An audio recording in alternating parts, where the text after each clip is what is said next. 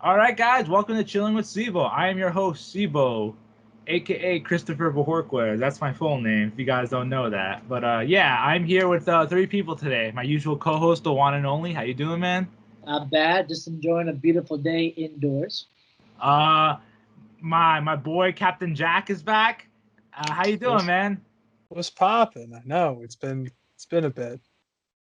And of course, Juan's identical twin, Pablo. Vote for Pedro. How you doing, man? Or not Pablo, Pedro. Yeah, I don't know why. Yeah, what's Pablo, going on with me? Juan, Vote for Pablo. Yeah. Zubo Pablo. I'm doing good. I'm pumped. Radio. All right, cool. Well, have you guys been up to any? Jack, what's been going on with you the last couple of weeks, man? I've been struggling with a lot of technical issues. My computer crapped out on me, so I had to get it serviced. So I've been disconnected for the last week or so, and it's been kind of nice. I've been working on some in-person projects and putting together a puzzle box for a friend of mine, and yeah, just work, dude. Work's always fun. What about you, Juan or Pedro? What you guys been up to last week? Well, I just finished my teaching English as a foreign language course, and I'm officially certified to teach English in other parts of the world. That is amazing. And Yep. Juan, what about you? Well, I got to interview a pro football player last week. Unfortunately, that same said football player got cut by the team I was interviewing him for. So I'm trying to figure out how to turn that into something. We'll see. Yeah, it's a rough business. It's a very rough business. For me, it's been kind of the same.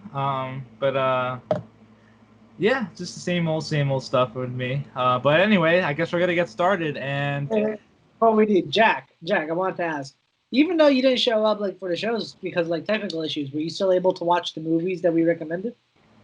I was able to watch The Lobster, and I only got to watch part of Hulu because it's been rough because my I don't own any of the apps that we're watching this stuff on, so I'm at the whim of my siblings and whether I get to use the stuff or not, or I'm using it when they're not using it.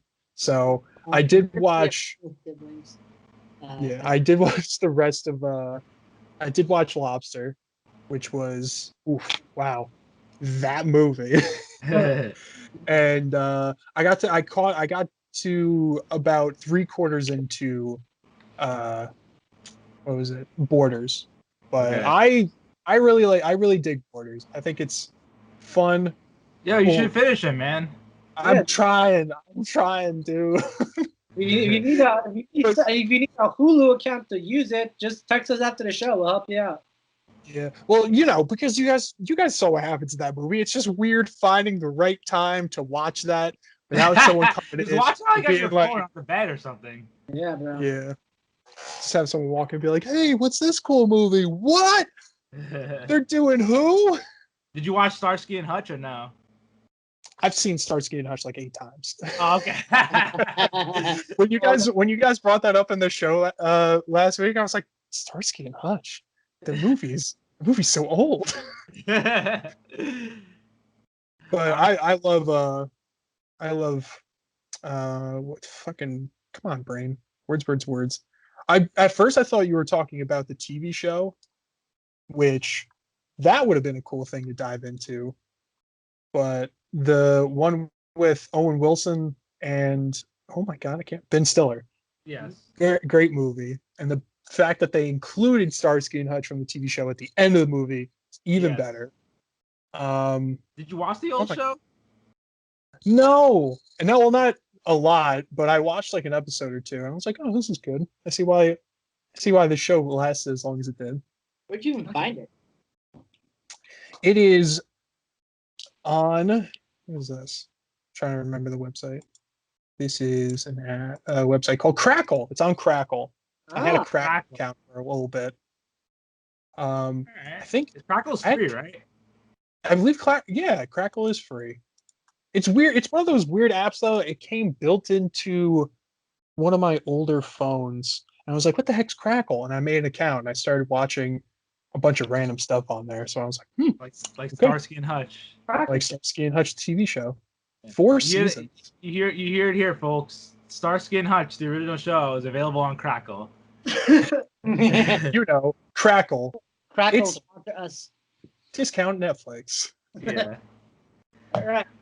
All right, so I guess now the movie we chose to watch this week was The Lobster, and this was a movie that definitely went for it in a lot of ways. I guess I'll start, but I surprisingly really enjoyed this movie. I didn't think I would as much as I did, but like, it was just so wacky and so weird, and like.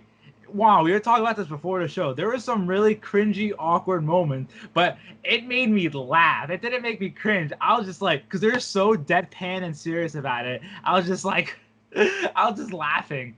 And it was a very interesting concept in a world where, you get put into a compound where you have to find a mate within 45 days, or, they'll turn you into an animal. Or, if you escape, you're just a loner in the woods. You're not part of society anymore. So it's like, wow, this is crazy. And I gotta say, Colin Farrell, he's an underrated actor. He really gets absorbed into his characters that he plays. Even in the mid 2000s when he was first starting to come up and people were starting to like criticize him. And it's like, no, this guy's actually talented, man. He's just really committed. What about you guys? Who wants to start after me? I want to give it to Jack first because he Yeah. has a podcast for a bit, and I want to hear his lovely opinions. Oh, okay. Oh my goodness, I'm blushing. You guys are too nice. I really enjoyed The Lobster. I thought it was really cool. The dialogue is very strange, and it's something I still couldn't get used to, even towards the end of the movie, with how it's very deadpan. There's very little nuance. People say things in the most basic way just to convey whatever emotion they're talking about, or if they even have an emotion that they're talking about. For whatever reason, this dystopia that they wanted to portray is very stiff, and there's not a lot of I guess I said it before, like emotion to anything that anyone really does. Like there's some evidence that emotion plays into some things. Like you see some jealousy and some love and things like that, but it's not carried in the dialogue. It's carried more with the actions that happen in the movie, like by Colin Farrell when he eventually meets Rachel Weisz's character, which I won't spoil where they meet, how they meet, things like that. But when Colin Farrell eventually finds Rachel Weisz and he realizes that they are a pair, and eventually something happens to Rachel Weisz, and that's when you see that Colin Farrell's character is actually willing to do things for her, even though they don't share things in common anymore. And I guess that's the best way I can put it without really spoiling too much of this movie. But it's also just really weird. I didn't know if this movie was meant to be funny or if it was meant to be taken seriously as it's a little bit of both thing. Yeah, because they're supposed to be absurdist. Yeah, that's what it says on Wikipedia. Yeah. Yeah, because John C. Reilly's in it, and I actually wanted to see more of John C. Reilly at parts, but I don't know. It was just a really I was scared that I wasn't going to make it in time for the podcast, so I was trying to fast forward through some bits that seemed to not have any purpose to it. But watching this movie, every part of this movie, there's a reason why they chose to film things a certain way. And back to cinema, the way when we were talking about cinematography the last time I was on here, they did a really good job of lingering and making you a little uncomfortable with the whole world as it is. Like there's a lot of shots that linger a little bit longer than they need to, and there's really interesting wide shots at times of just empty hallways and stuff, and you're just listening to things happening going on in the hotel or compound or whatever the heck it's supposed to be. And it's a really interesting movie, and I really enjoyed a lot of aspects of this movie. And that's for the spoiler-free review of from my side of things. What if I ripped the spoiler window off and just let you unequivocally let out your spoiler thoughts? Yeah, sure. I mean, spoiler. All right, I guess spoiler warning, guys. Spoiler warning. We're going into spoilers now. I got timestamps. Don't worry. You know. Spoilers for a five-year-old movie. Spoilers. Yeah. I thought just some things about the movie. I thought it was funny how Colin Farrell went back to the limping guy's yacht when they came back to the compound after they became loners, just to tell that guy's wife that he was lying to her that whole time. I thought that part was that's one of the few parts where I really laughed out loud at this movie, because I was like, oh my gosh, what are you doing? Just coming into this guy's life and dropping that bombshell. He's just like, yeah, no, he's been faking his quirk about himself. He doesn't have nosebleeds. He just punches himself in the face really hard to make it happen. Okay, bye. And then Colin Farrell just leaves. I was like, what? I think it was more messed up when, like, the kid was like trying to like say, "Stab him, Dad." Oh yeah, that was like that. It was very. So, I realize time is something they don't really tend to bother with that much. Like, time obviously progresses in this movie, but you don't know how long.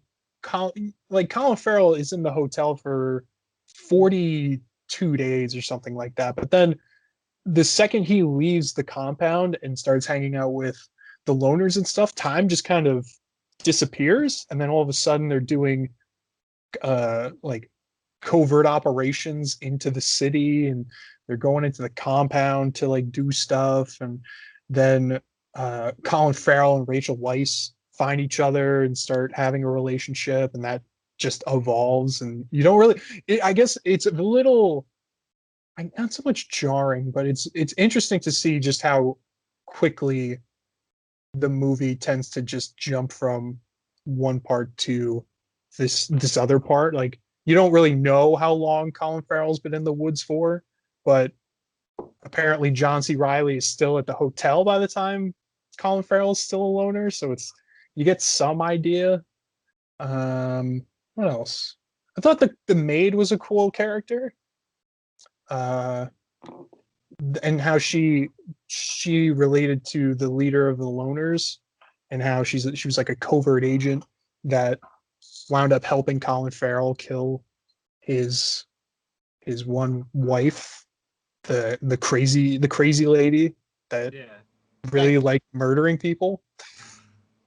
It was just the only way I could think to describe her, because she was just insane. She murders a dog, dude. Was it necessary to kill the dog and show that? Like that was disturbing. This movie shows a dead dog. Dead dog warning. Don't watch. You don't want to see a dead dog. Yeah. Yeah. Overall, I think Colin Farrell's character of David's a bitch. I don't like him, and I think that just might be because Colin Farrell does a good job of portraying this character, but it might be the nature of this dystopia that we're experiencing. But at the same time, he is very much an antagonist to a lot of other people in the movie. Like, there's the biscuit lady. He seems very antagonistic to her just so he can be with the heartless lady, but then he's just lying to the heartless lady, and she winds up killing his dog. That's not cool. But then he winds up transforming her into something that we don't know what he transforms her into. I think that should be something we should discuss at some point. What did he turn her into?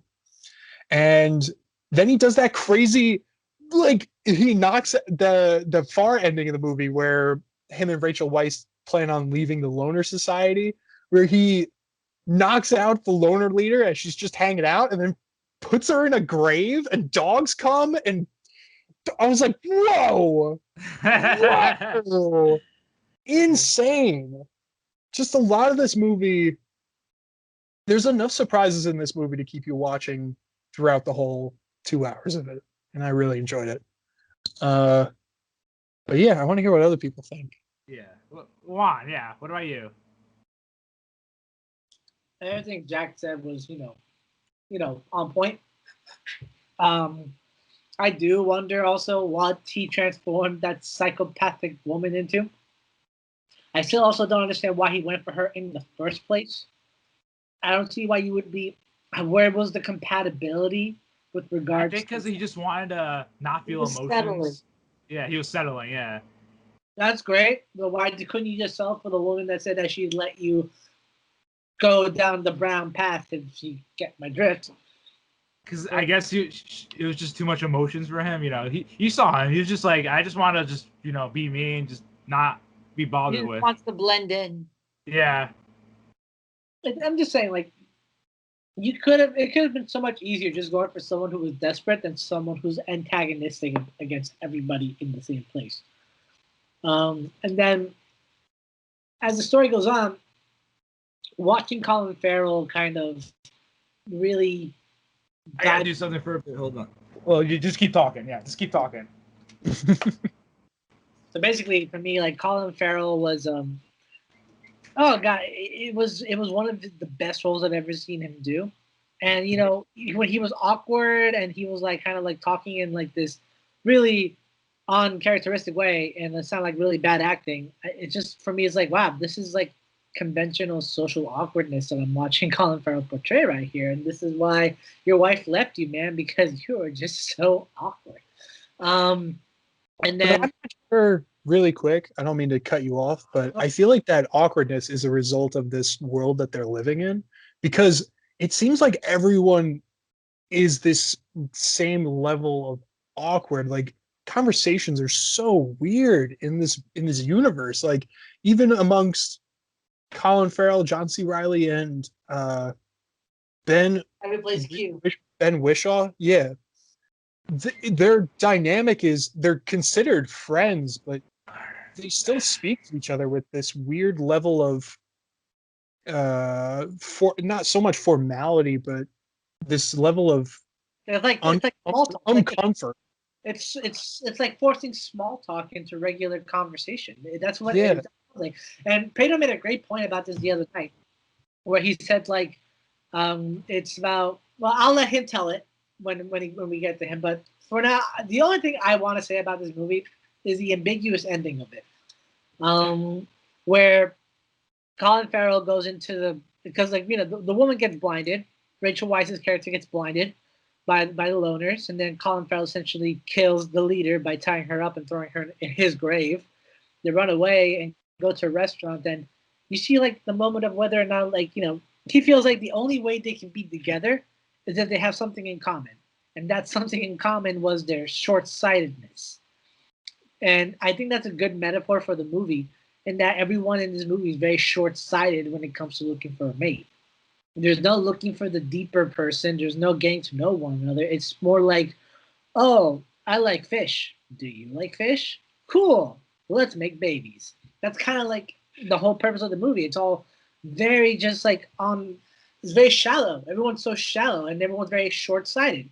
Just like Colin Farrell and Rachel Weisz's characters. They're short-sighted literally, while everyone else in the movie it's short-sighted metaphorically. And the decision of whether or not he blinded himself, that hang up really pissed me off for that, because I would really want to see what he did. And Colin Farrell even commented this in an interview. He said that the way he sees it, there are three possible endings. Either he blinded himself, he got the hell out of there, or he came back and lied to Rachel Weisz's character about blinding himself and just went on his merry way.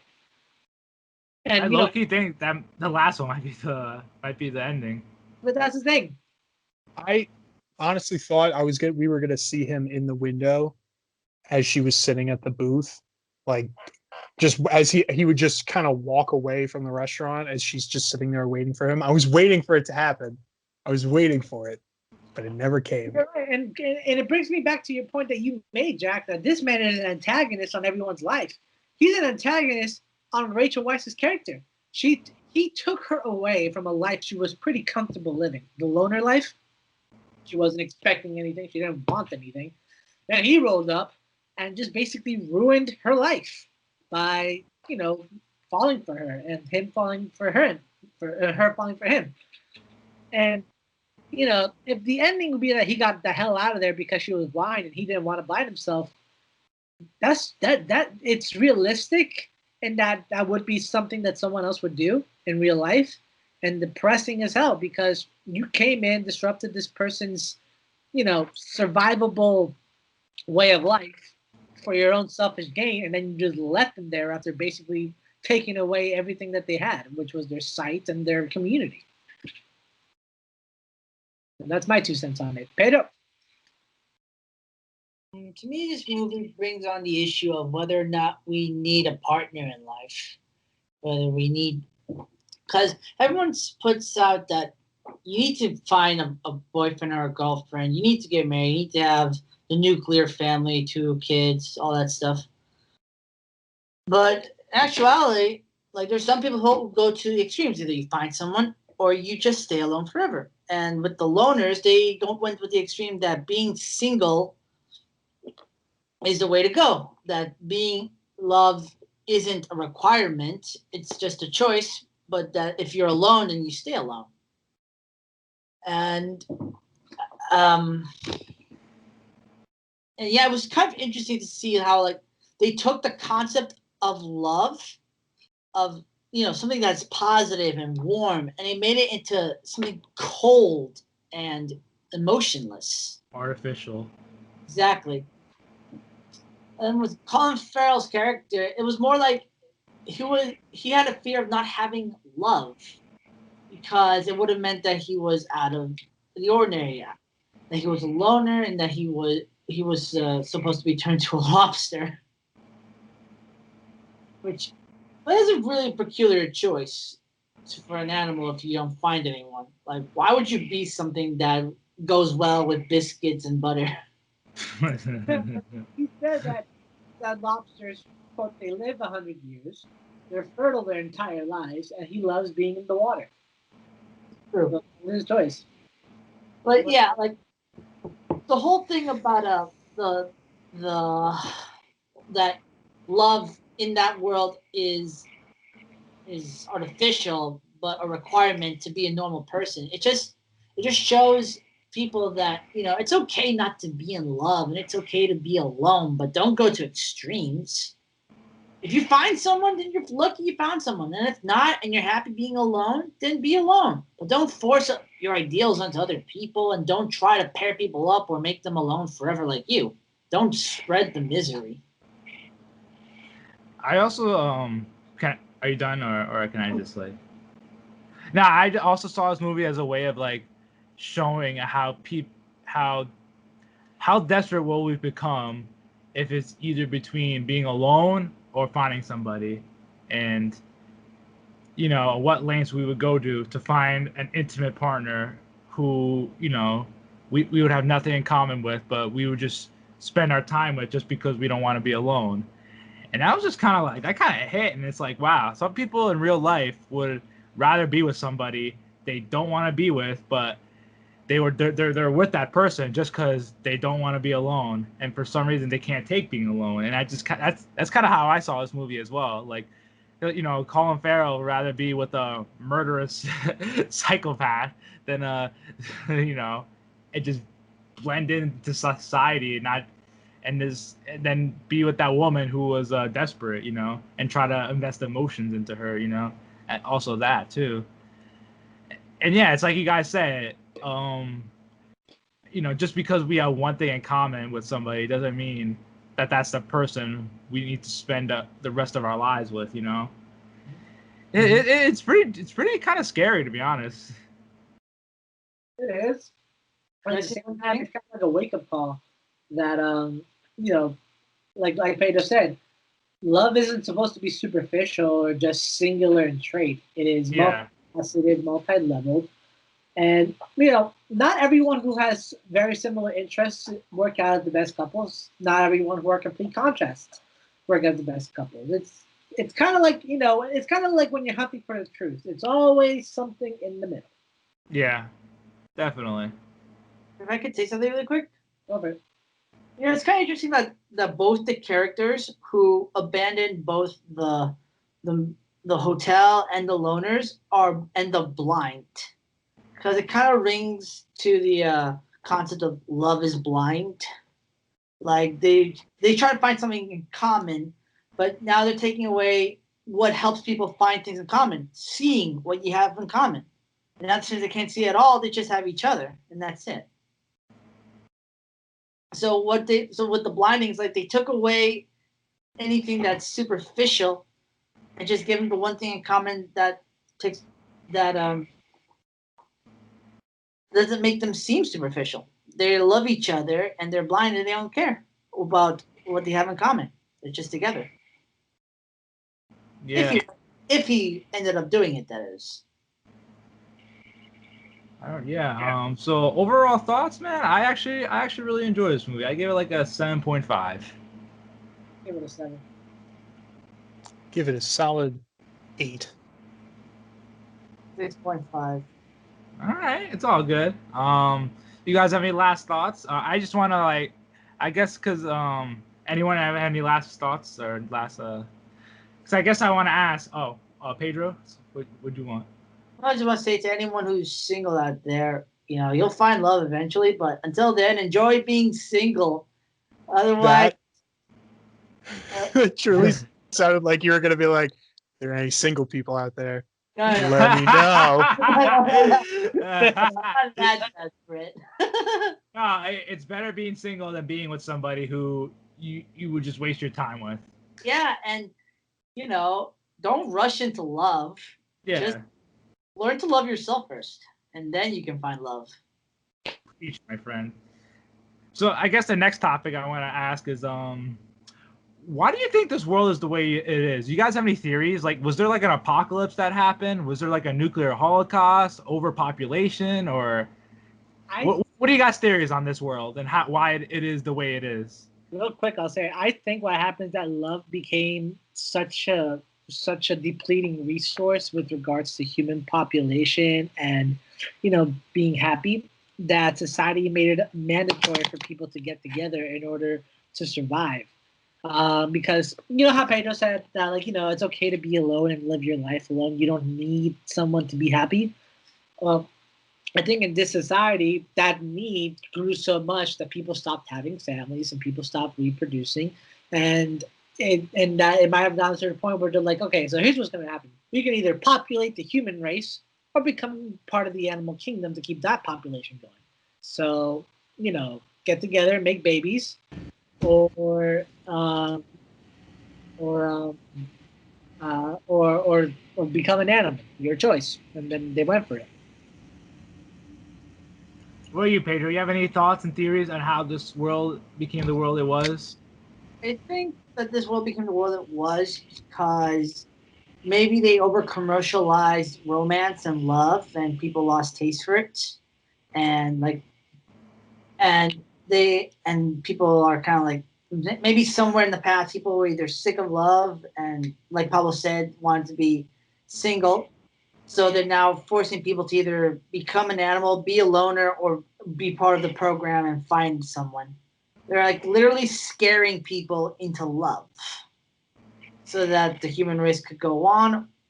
And if not, the punishment is you'll end up as someone's steak. What about you, Jack? You have any did you ever think about why is the world the way it is in this movie?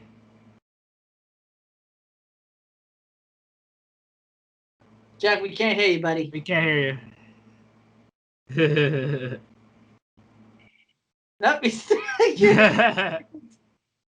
No. Now? Now. Okay, I'm gonna have to do this without headphones. That's fine. I was thinking about it before, just during the parts of when they were in the compound, because I thought for a while, why are we only here, and what's the rest of society like? And eventually, they do leave and go to society. So clearly, society exists outside of this complex. But it kind of just looks like everything's the same, except everyone has the way of speaking to each other, and you need to have your marriage license on you at all times. And also, it's just, I don't know, it's just a weird society, and I couldn't, there's different countries because, like, German is a thing, and they speak French sometimes, and they're speaking English, so there must be some sort of, like, divide still between countries, but I don't know. Maybe it's a French thing. The French are pretty oversaturated level. Yeah. I low-key feel it. There's like some echo. Yeah. Oh, that might be me. So for me, my theory was I low-key feel like there was like a nuclear holocaust and like the human population is very low and they're forcing people to like find love and mate. That's just how either you find love and mate and breed and make more humans, or you become an animal into the animal kingdom and you become useful over there, being part of the circle of life. You know, that's how I saw it. That's just one theory I had. Yeah, but it's like it's one of those things, you know, and you could take, you know, there's millions of theories that can be possible with this movie, and you know that's kind of the beauty of, I guess, what our next topic is. It's how creative indie movies can be. You know, they have a limit. All of them, you know, usually have a limited budget, but with that limited budget, it forces the filmmakers to be more creative and just try new things that you wouldn't be able to try if you had the usual, you know, blockbuster $100 million budget that every other movie seems to have nowadays. How about you guys? What are your thoughts on some indie flicks? Does Wes Anderson count as a indie flick maker? No. What would you say?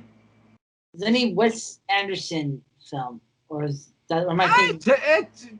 You could say that because is he backed by? Like the, like, same. Not even just indie flicks, but like auteur films. You know, like not even just those. Yeah. Come back to me. All right. What are you on? I haven't seen enough indie movies to formulate an accurate opinion, but from the ones that I have seen, indie movies have a much wider wider room to create than big blockbusters do, because like big blockbusters are backed by corporate sponsorship and studio funding that can limit what can be said and what can be portrayed on camera. But indie films just go at it.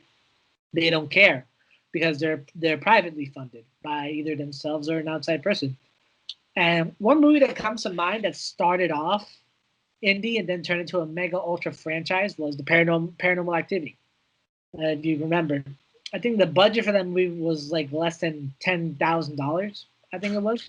Jesus. Around that. It was something like that. And you know, it did just such a great job, not needing a lot. You know, it just needed like special lights, a good camera placement, and a house to rent somewhere where they had enough room to operate without making it seem like it was too Hollywood generic. And that's the beauty with indie films. Like you know, I was about to say it did get backed by a major studio, but like, you know, the major studio just you know, just advertise it and that's it. They didn't like put any like money into it. It's just the filmmakers just like, hey, we got some money. We can't do any crazy, you know, special effects, so we're just gonna pretend that there's a ghost in the house and a demon, and it became one of the biggest horror movies. Well, one of the most probably one of the most profitable horror movies ever. Same thing with the Blair Witch Project, which is like the original version of that, which it's just some people in the forest were just playing pretend to be like, hey, we don't got any money, but let's just tell a story. And back then, like when that movie came out in like '99, the viral marketing just pushed it over the top and made people just like so scared because it was before the internet and people didn't know. Holy crap, is this real or not? What happened to these people? Oh no. So yeah. I think you said everything I wanted to say on that, so I'll toss it over to Jack real quick. I pretty much agree with you guys. I think indie movies, just because they don't have that backing, they're not able to. They have to cut corners when it comes to what they really want to portray, and it kind of makes them better in that way because it makes filmmakers focus on what's most important about the project that they are working on. So, and you kind of see it in things like the Blair Witch and Paranormal Activity, but also in things like, I don't know, is the Lobster technically an indie movie? Would you consider? I would say that so an if it was indie backed movie? by A24, which is like probably the most mainstream of the indie studios. Yeah. Yeah, and a lot of A24 stuff is really good, and they've come out with a lot of really just engaging movies, more so than I don't know. Like I can't recall the last time I've been as excited for a movie that wasn't from A24, other than things something like The Avengers or something like that's just super obvious that I'm gonna be like, ooh, I can't wait to see the Guardians of the Galaxy 12, my favorite.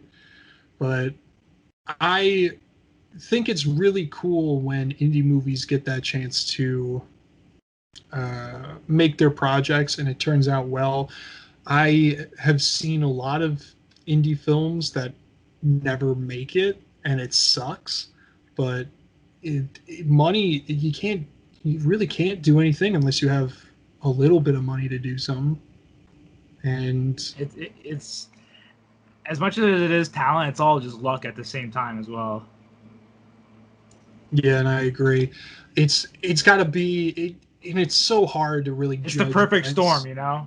yeah, it's hard to judge when's the right time to come out with a movie and how long should we spend on editing and how long should we spend on production. Do we have the time to reshoot certain scenes? And it's but you know what, we're in a time and place now where you can make an indie film if you really put your mind to it, or if you're determined enough to create this thing that's in your head and you really want it to become a film. Now is more the most eligible time to do that, just because of how inexpensive it is to get the proper equipment as compared to 10-15 years ago. Like now it's incredibly easy to get your hands on high grade equipment. Even to rent it is not as expensive as it used to be. Being able to grab people and connect with actors or production people or editors and post, like it's so much easier to find help with a project that if you truly want to create something, it's the only thing that's going to keep it from going through is yourself, and whether or not you want it eventually it devolves into, well, how big do you want this to be? Do you want this to be like the next Roma, or do you want this to be just a fun B-list movie horror thing that you loan to a local cinema to show on like Halloween or something like that? It's just a matter of, yeah, I guess it's really just a matter of determination and finding the right team that is dedicated enough to the project that want to see it happen. And I was just about to say that there's so many streaming services nowadays that are willing to pick up almost anything just to have exclusive content. So it's like there's more options now as well. Like, yeah, and even YouTube. You just put something on YouTube and it'll go viral. You just again, it's the perfect storm and the right mix and everything. Yeah, but it can happen. It can happen. How about you, Pedro? You said you look like you had something now. Well, I was thinking about like what kind of indie movies that I know, and I know that horror movies and teen dramas are usually the typical genres that indie movies go for, and that's also like breaking ground for new teen actors to try and get a place in the industry and get their name out there. So indie movies are good to get careers started, but they can also make or break a career too. You know, like a good indie movie could lead to someone getting discovered and on their way to like either TV or film. But a bad indie movie will just they'll blackball you out of Hollywood. They literally make or break movies, and foreign films especially. Like I would consider Borders as kind of an indie film in American standards because indie films play with concepts and with ideas that big studios are too afraid to do because of censorship and because of, well, let's face it, a million moms. Indie films are necessary in expanding creativity and pushing the limits of cinema and censorship. While at the same time, they're hard to watch. They're hard to watch because some people find them hard to watch. Let's face it, they deal with issues nobody wants to talk about: drugs, social outcasts, or they're just really gory horror movies. Or sometimes people are just kind of like, when you see like how kind of rough around the edges it is at times, it's just like, not for me.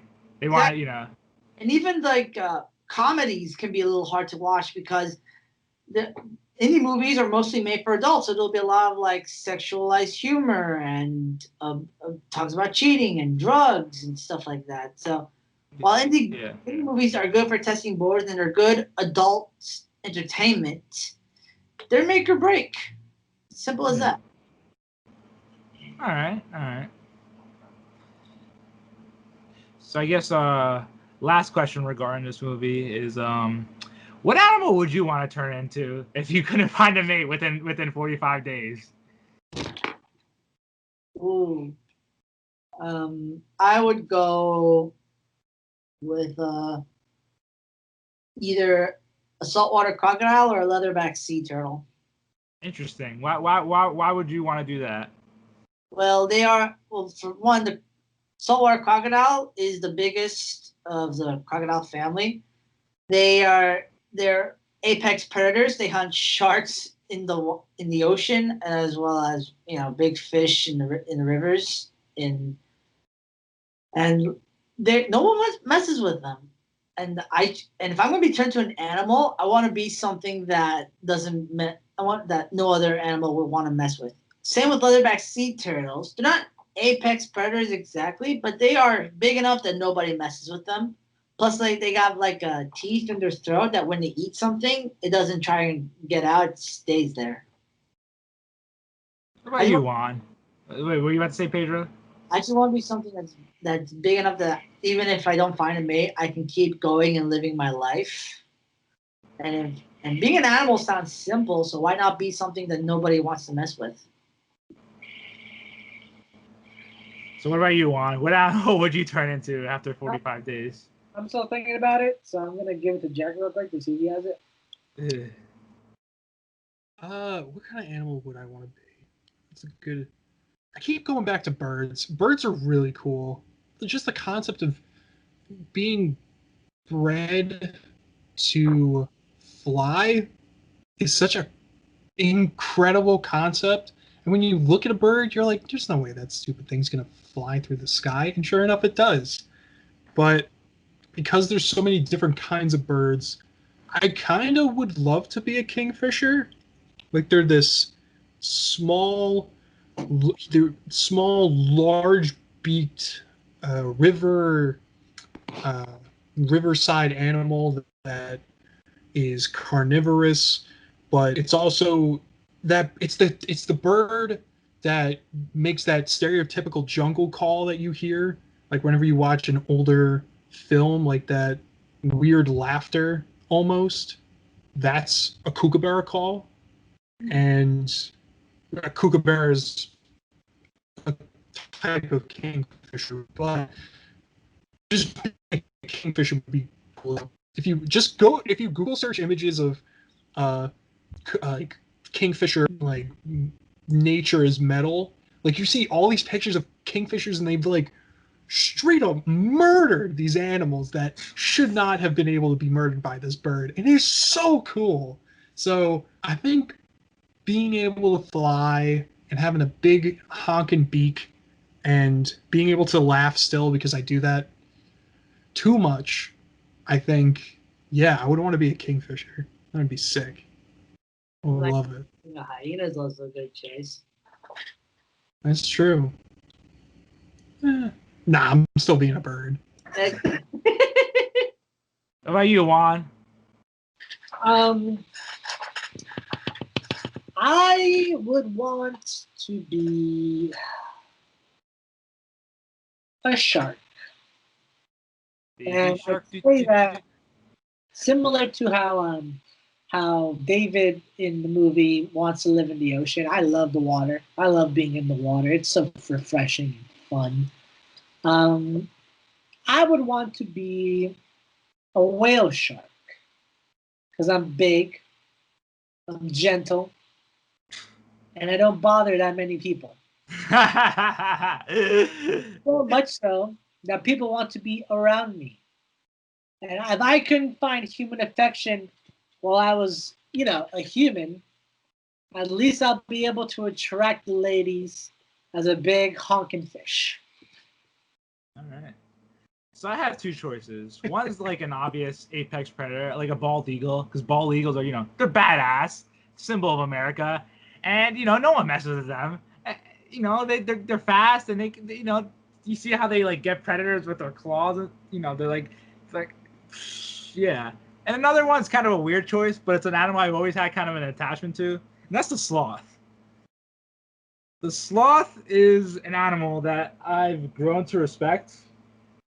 Like there's they're slow. They live up in trees and they just eat. But I went to the college project. Where I had to write an essay. Like it was like for a communications class, and I had to pick an animal and see how how they use communication compared to humans. And like apparently sloths are like they're kind of hunted. And but like their slowness is actually a strategy of theirs because like because like if they move fast, predators would be easily be able to catch them, and so they kind of just bred themselves to like, to move slow and blend in with the trees. So the like the birds or like the eagles or like other animals can't find them. And yeah, I like sloths, man. Sloths are dope. Yeah. But did you know the American bald eagle is endangered? Yeah, I know. And it's crazy. Yeah, it's also one of the smallest eagle species. Just fun fact out there. Well, I think like 20 years ago, like the bald eagle was like very close to being extinct, but like we did some conservation efforts and we like it's much better now than it was before. We did it, guys, even though we had nothing to do with it. Yeah. Hooray us. All right. Yay. We did it, the four of us. We saved the bald eagles. You're welcome, America. You're welcome. This reminds me of that Family Guy stint where like it was a bald eagle commercial, who was also an eagle architect, and they had like a Rogaine for eagles where they can like regrow their hair and feel confident in what they're doing. Yeah, I don't know. So I guess we gotta choose our next movie. What the hell are we gonna watch, guys? Oh, Pedro chose Lobster. That was pretty good. I chose Starsky before, so now Jack gets to choose. But I chose Borders before that. So then c.bo gets to choose now. Oh no, I have all this power now. It's almost like this is your podcast.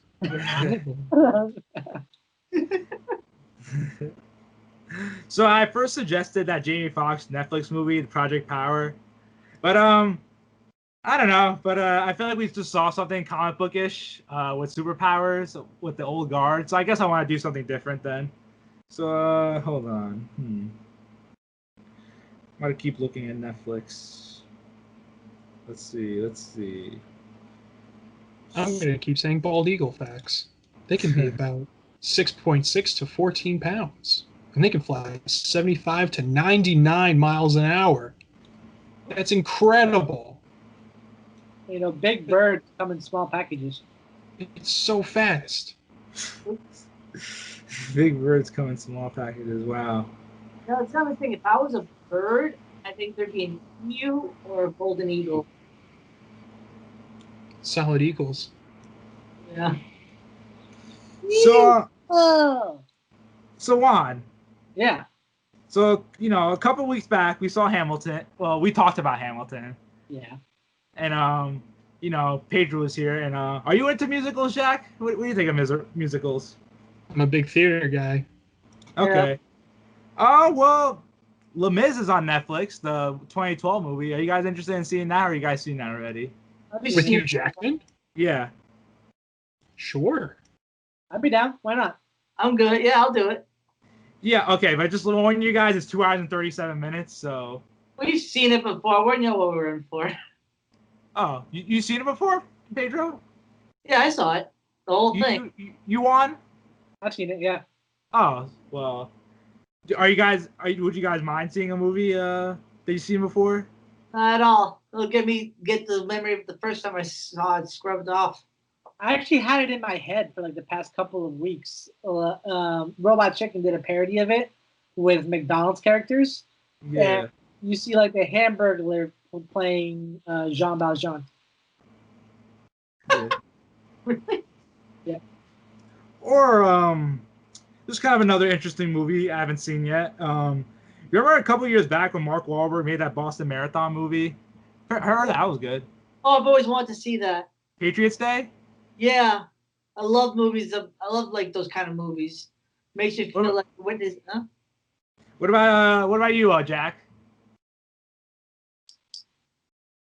I'm looking up the movie because I kind of forgot about it. I just remember when it came out, I was like, whoa, this is incredibly close to when this came out. Do we really want to play this game, Mark Wahlberg? Are you sure?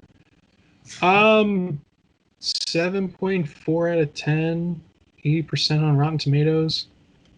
I mean, I wouldn't mind giving it a check. Alex Wolff, so that's exciting. He was in The Naked Brothers. Hereditary.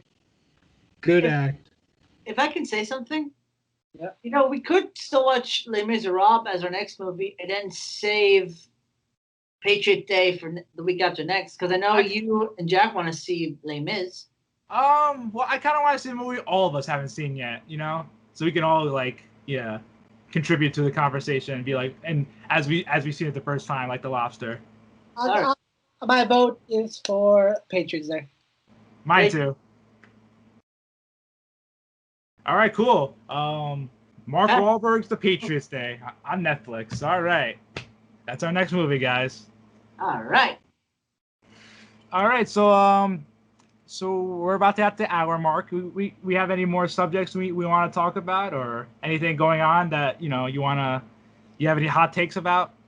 Real quick, I do have to leave in like 15 minutes, but I do have a really quick hot take. So, this movie was about love and trying to find that pressure of finding the one and trying to be perfect and happy and have that American lifestyle.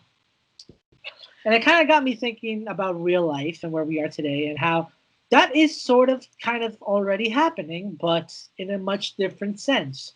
I'm talking about, on social media, specifically dating apps.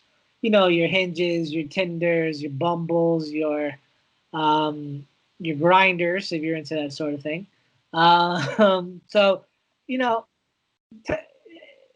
a sense, I feel like that movie is the movie kind of served as a message for superficiality, and that love goes beyond what you see on the surface, or in this case, on the screen. But I kind of want to ask, out of all the dating apps that you guys have used, do any of them actually offer romance beyond the superficiality? And if so, which ones?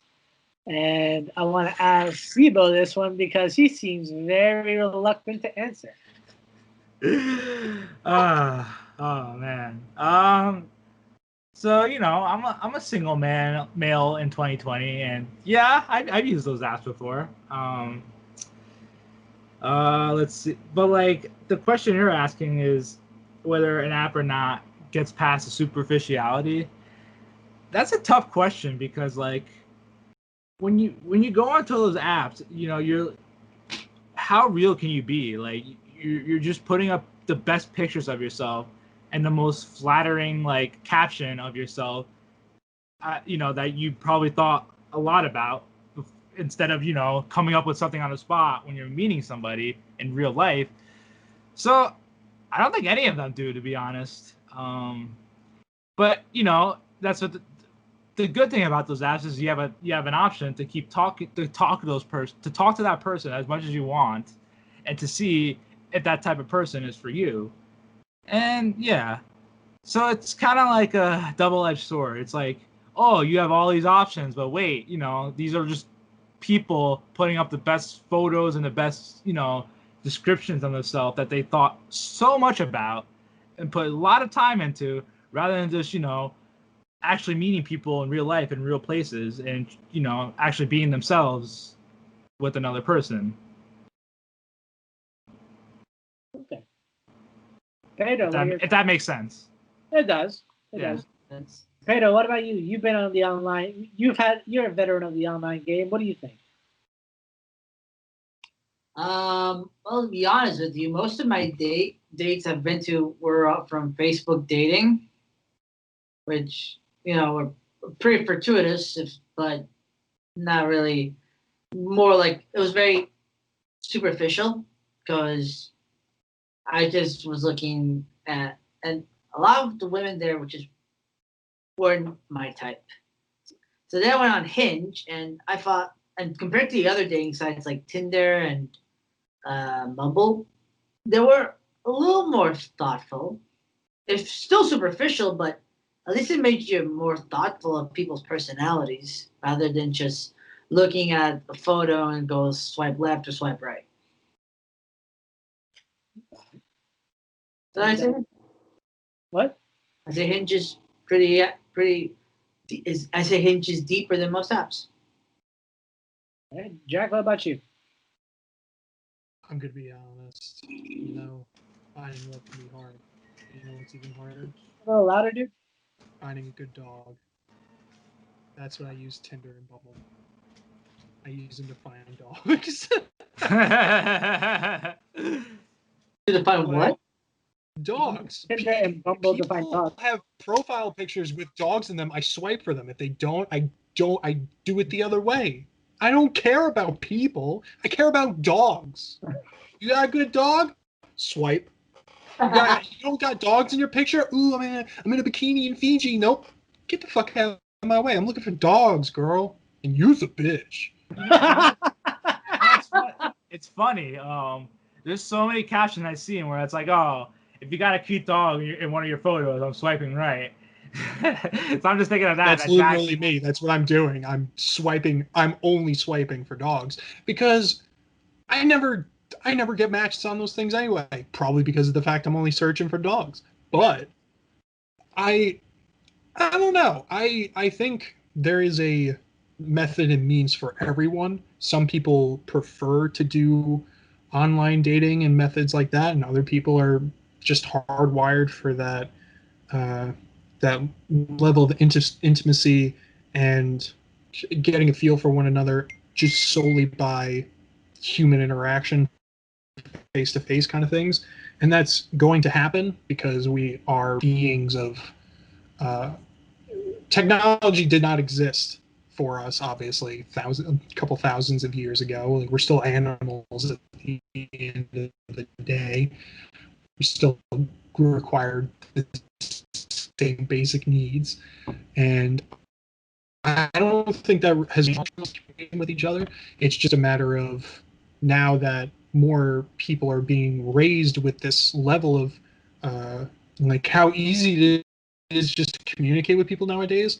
It's for everyone as to which way they think is best to talk to people, and it also comes into play. I feel like luck is another thing. I don't. Yeah. I think you have to be.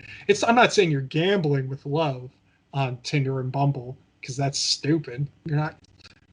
That's the only. But at the same time, you gotta be on the. It feels like you have to be on it at a certain time of the day, like, one Tuesday in the summer. I was on Tinder and I swiped on this girl, and now we're married. And you hear stories like this all the time, and then you still hear those stories that remain completely offline about how two people who met at a bar one night uh, realized they were the ones for each other and have been married for 60 years or something like that. Like, those are prevalent now as they were. This level of communication became so easy to do. But I personally don't take Tinder and Bumble or Hinge or whatever very seriously. And that's probably why I don't get anything. And I'm okay with that. Yeah. But What about you, Juan? I used to, when I was younger, like when I was 18, I used to be a major like online relationship kind of guy. Mainly because that's how I got girls. I wouldn't say I was a smooth talker or anything, but I had game. But nowadays, like watching kind of like how the online dating community has kind of evolved to the point where like there's even online dating for people that want to cheat on their spouses, like Ashley Madison. It's kind of like love has slowly gone from a primal instinct and an urge of not wanting to be alone to a business in and of itself, and all these dating apps do,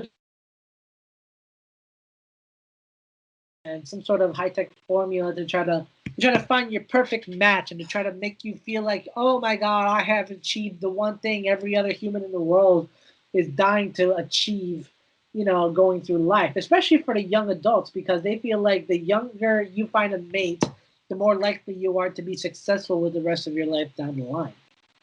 And in all honesty, like, there is some merit to that assessment because, sometimes being married can come with the advantage that you have a partner in crime to assist you with everything. But at the same time, it's also like you're committing your whole life to one person. And, if you don't vet this person carefully, you don't know if you're going to be happy with them for the rest of your life. And so, dating apps have made it have made it both easier and harder to find a mate because now everything's become just so much more superficial than it used to be. But like with apps like Hinge, where you actually have to talk to the people and start a conversation, it's a little bit easier because you get to show off a little bit more of your personality and really wow people with more than just the pictures that you have, but the person that you are. So for me, honestly, I have to give my credit to Hinge. I personally like it, and I have no complaints on it. Hinge, sponsored chilling with c.bo. we know you got that money, Hinge. Just come on, trickle down. We can all use some.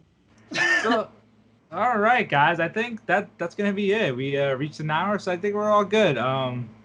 This was a podcast that talked a lot about relationships and stuff like that. But yeah, it was good talking to you guys about this. And next week when we come back, we'll talk about Mark Wahlberg and his escapades. That was good. Can't wait to talk about that patriot-loving bastard.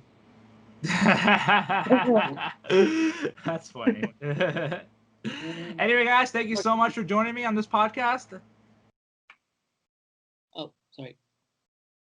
No, yeah, that's what I was just saying. Thank you for joining me. Yeah, this is the end. Yeah. Oh, dang. Well, hi. Dang it! No, I messed it up. Bye. Okay. Nice yeah. hammer slam. Bye. Thank you guys. Thank you guys for listening, and we'll be back next week. Thanks for having us, Chris. No problem, man. You never see it coming. And... You be and best right. God,